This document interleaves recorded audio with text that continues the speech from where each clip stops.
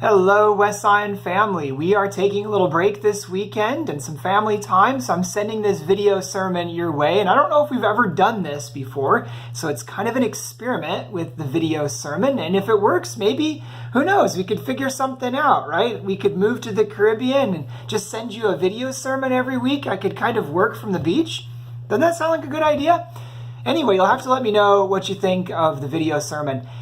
So we're looking at Paul's letter to the Galatians again this week, and this is really a letter where Paul comes out swinging. He has some pretty strong things to say in this letter because he is really worried for the churches in Galatia. He's concerned about their heart and soul because they have gotten confused on the way that works and faith fit together and grace. Right, so Paul wants to point them back to Christ in no uncertain terms. And this is why he says in 6:14, "May I never boast except in the cross of our Lord Jesus Christ, through which the world has been crucified to me, and I to the world." Christ, especially Christ crucified, is the center of Paul's faith and message in life. It's his vital relationship with Jesus that animates everything that he does. And at the end of Galatians, Paul says in verse 9, "Let us not become weary in doing good, for at the proper time we will reap a harvest if we do not give up. Don't get tired of doing good things." And he goes on to say, "Therefore, as we have opportunity, let us do good to all people, especially to those who belong to the family of believers." So work for the common good. And what I think Paul is saying is that we are to be the kind of people whose love for Christ leads us to sow good in the lives of others and in the life of the neighborhood. And so the question I want to put to you is this: where can you sow some goodness in someone's life this week? You know, this is a season of harvest. Kansas weather finally cooperated and reverted to the norm. And so at least for the last couple of days, it's been hot. It's been dry, and that golden wheat is finally coming in off the field. Now, it was a little touch and go there for a while. So I think, we were all wondering, is that rain and hail ever going to stop? But God is good. And I think what Paul is doing, he's working with that kind of an image, right? This image of sowing and harvesting, or sowing and reaping. You reap what you sow. You plant wheat, you get wheat. You plant blackberries, then a few years later you can make a blackberry pie. You reap what you sow most of the time. I'm pretty sure I didn't sow lamb's quarter and grass in my garden, but you get the idea. Paul says, don't become weary in doing good, for at the proper time we will reap a harvest if we do not give up. And what the Apostle Paul is saying is sort of sounds like that phrase that you hear, what goes around comes around. You've probably heard that, right? What goes around comes around. If we do good to others, then good will come our way. If we do bad, sooner or later the badness will catch up to us, or at least that's what the saying says. Of course, we've got to be careful because there's also another saying that says no good deed goes unpunished, so maybe you don't want to take those too seriously.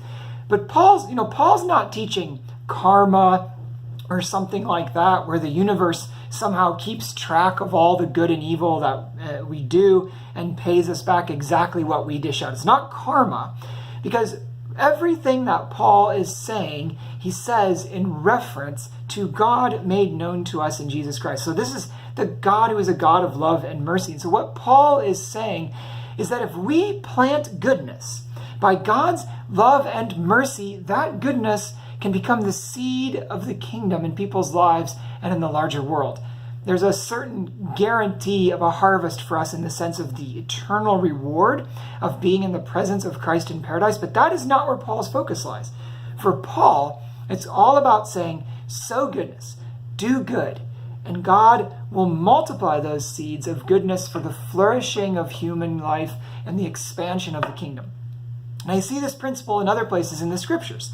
Think of Ecclesiastes 11:1. Send out your bread upon the waters, for after many days you will get it back. Or think about Jesus' words in Luke 6:30-31. Give to everyone who begs from you. And if anyone takes away your goods, do not ask for them again. Do to others as you would have them do to you.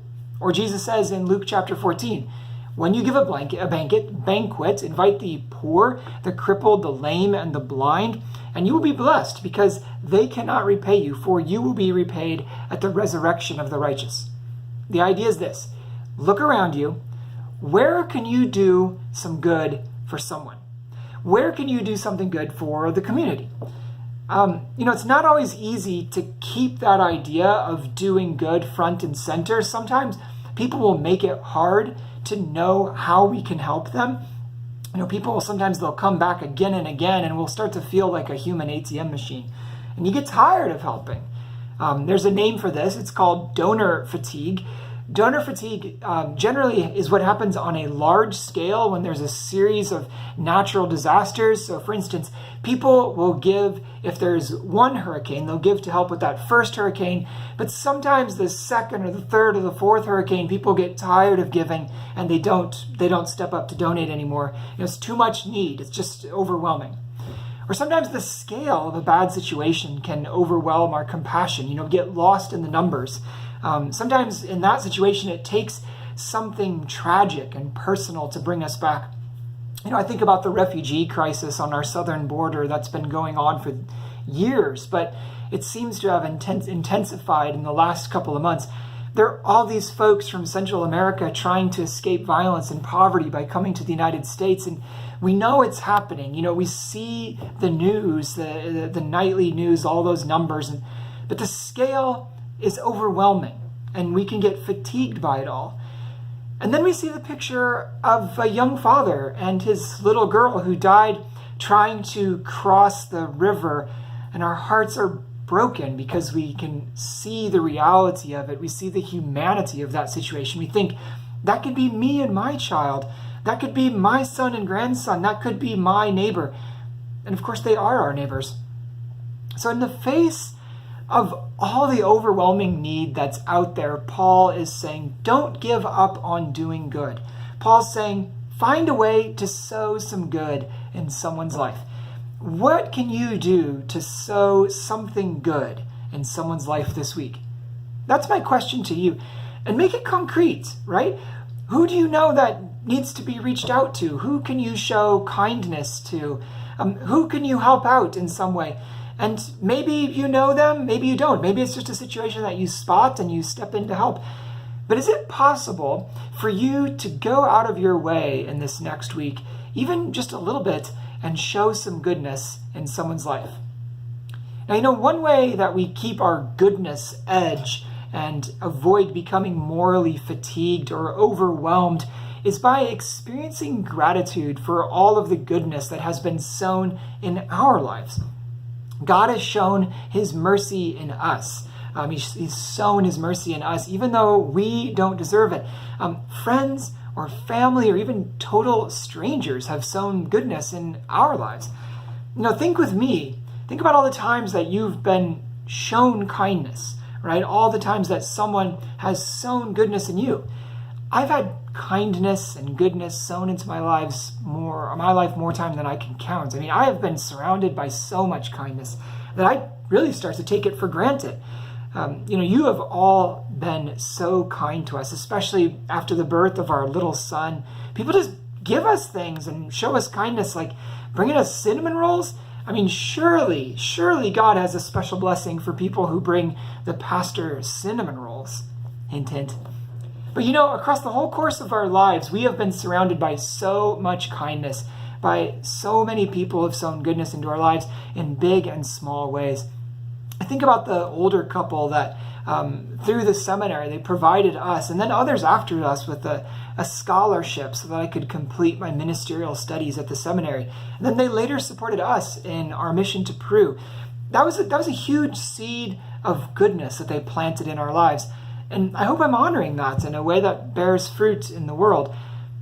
But sometimes it's the small acts of kindness that can kind of catch you up short. Several years ago, when we were making a cross-country trip from Washington State to Illinois with the goal of heading out on mission to Peru, we were driving and tired and emotional because we had left behind so many friends and people and experiences.